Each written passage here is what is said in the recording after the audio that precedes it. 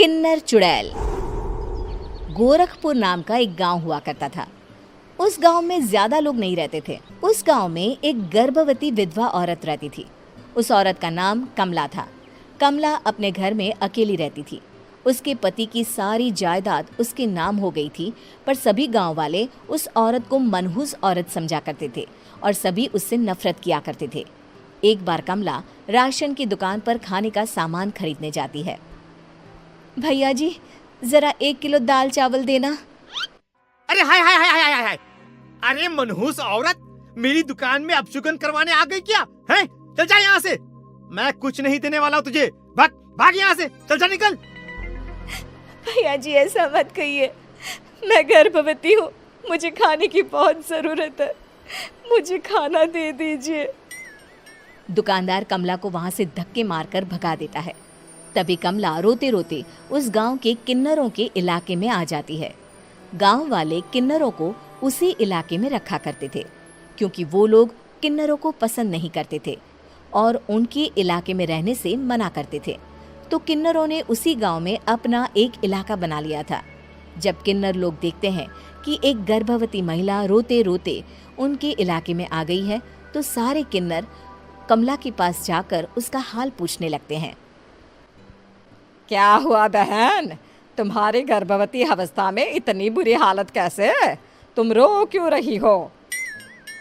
तुम डरो मत, हम तुम्हें कोई नुकसान नहीं पहुंचाएंगे। तुम शांत होकर सब बताओ कि हुआ क्या है। मैं कमला हूँ। मैं गांव के दूसरे इलाके से आई हूँ। 2 महीने पहले ही मेरे पति की मौत हुई है। मुझे गांव के लोग मनहूस मानते हैं, क्योंकि मैं विधवा हूँ और गर्भवती भी। वहाँ के लोग मुझे खाने के लिए कुछ बेचने के लिए भी तैयार नहीं, जिससे मेरा गुजारा नहीं हो रहा था। कोई बात नहीं कमला, हम तुम्हारा ख्याल रखेंगे। किन्नर लोग कमला को एक खाली घर में रहने के लिए जगह दे देते हैं और उसकी देखभाल भी करते हैं। कुछ ही महीने बाद कमला अपने बच्चे को जन्म देती है, पर अफसोस, कमला बच्चे को जन्म देते ही अपनी जान गंवा देती है। जब सब किन्नर बच्चे को देखते हैं तो बहुत खुश हो जाते हैं, क्योंकि वो बच्चा भी किन्नर ही था। कमला ने एक किन्नर बच्चे को जन्म दिया था। अब इस बच्चे की देखभाल कौन करेगा? हम तो इस बच्चे को गांव के दूसरे इलाके में भी नहीं भेज सकते। और तो क्या हुआ, इस बच्चे की माँ नहीं रही तो हम इसे पालेंगे। अब ये हमारे इलाके में रहेगा, हमारे साथ रहेगा। फिर वो किन्नर उस किन्नर बच्चे को गोद ले लेते हैं, उसका नामकरण कराते हैं। उस किन्नर बच्चे का नाम शक्ति रखा जाता है। देखते ही देखते शक्ति बड़ी होने लगती है। उसके रंग रूप बहुत सुंदर थे। वो बहुत सुंदर किन्नर दिखती है। एक दिन शक्ति एक किन्नर से पूछती है, माँ जी सुनिए ना, ये गांव के दूसरे इलाके में भी तो लोग रहते हैं, तो हम वहाँ क्यों नहीं जाते? हम उनसे अलग क्यों रहते हैं? शक्ति, क्योंकि वो लोग हमारे जैसे नहीं, वो लोग हमें पसंद नहीं करते, इसीलिए हम उनसे अलग रहते हैं। क्यों? वो हमें क्यों पसंद नहीं करते? मुझे एक बार उस इलाके में जाना है। मैं एक बार वहाँ जाकर घूम कर आऊँ। शक्ति, खबरदार, जो तू उस इलाके में कभी भी गई तो अपनी जान नहीं गंवाना चाहती तो उस इलाके में कभी कदम भी नहीं रखेगी, समझी? इतना कहकर वो किन्नर वहाँ से चली जाती है। शक्ति उस किन्नर की बात सुनकर बहुत रोती है। माँ जी, ऐसा कैसे कह सकती हैं? उन्होंने इतनी सी बात के लिए मुझे इतना डांटा। अब तो मैं उस इलाके में ज़रूर जाऊंगी। फिर एक दिन शक्ति गांव के दूसरे इलाके में चुपके से जाती है। ये लोग तो हमारे जैसे ही इंसान हैं, तो ये हमसे नफरत क्यों करते हैं? जब शक्ति उस इलाके में पहुंचती है तो गांव के सारे आदमी उसके रूप से मोहित हो जाते हैं। वो लोग ये अंदाज़ा नहीं लगा पाते कि वो किन्नर है। शक्ति की सुंदरता देखकर सारे गांव वाले उसकी तारीफ करने लगते हैं। तभी गांव का चक्कर लगाने गांव के जमींदार का बेटा हर्ष वहां पहुंचता है। हर्ष भी दिखने में बहुत सुंदर होता है। जब हर्ष ने शक्ति को देखा तो वो भी उससे मोहित हो गया, और जब शक्ति की नज़र हर्ष पर पड़ी तो वो हर्ष को देखकर मोहित हो गई। आपको पहले कभी इस गांव में देखा नहीं। इस गांव में आप नए हैं क्या? जी नहीं, वो मैं बस। तभी शक्ति बोलते बोलते रुक जाती है और मन में सोचने लगती है, अगर मैंने इनको बता दिया कि मैं दूसरे इलाके से आई हूँ तो वो समझ जाएंगे कि मैं किन्नर हूँ, इसलिए मुझे इनसे झूठ ही बोलना पड़ेगा। शक्ति हर्ष को कहती है, जी हाँ, मैं इस गांव में नई आई हूँ, यहाँ अकेली रहती हूँ। वैसे आप कौन है? आप भी इसी गांव में रहते हैं? जी हाँ, मैं इस गांव के जमींदार का बेटा हूँ। आपको किसी भी चीज की जरूरत पड़े तो आप मुझे बता देना, मुझे अच्छा लगेगा। ऐसे ही शक्ति और हर्ष एक दूसरे से रोज मिलने लगते। वो दोनों अपने प्यार का इजहार करने एक दूसरे से मिलने जाते हैं। तभी शक्ति का पीछा करते करते एक किन्नर वहां आ जाती है। शक्ति, मैं तुमसे बहुत प्यार करता हूँ। मैं तुमसे शादी करना चाहता हूँ। क्या तुम मुझसे शादी करोगी? हाँ हर्ष, मैं तुमसे शादी करूँगी, पर मैं तुमको अपने बारे में एक सच्चाई बताना चाहती हूँ जो मैंने तुमसे छुपा कर रखी है। तभी उनके बीच में ही वो किन्नर आ जाती है। शक्ति, तेरी हिम्मत कैसे हुई ऐसा करने की?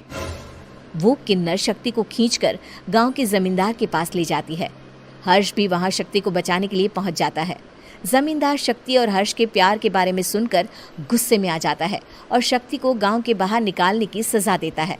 शक्ति ये बात सहन नहीं कर पाती और कुएं में कूदकर अपनी जान दे देती है।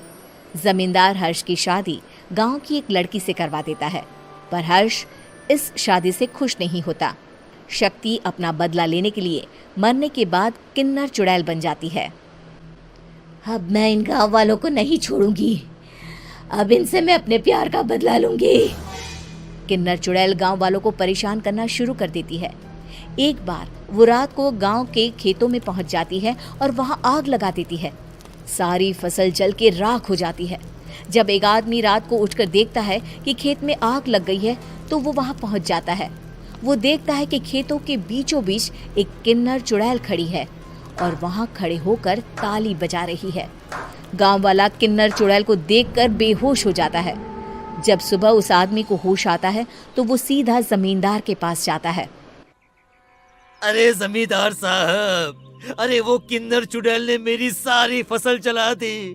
अब मैं क्या करूंगा? क्या होगा मेरा?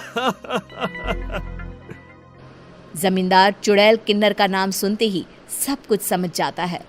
अब वो बहुत डर जाता है। उसी रात को जब जमींदार डर के मारे अपने कमरे में सो नहीं पाता, तभी वहां अचानक से किन्नर चुड़ैल आ जाती है।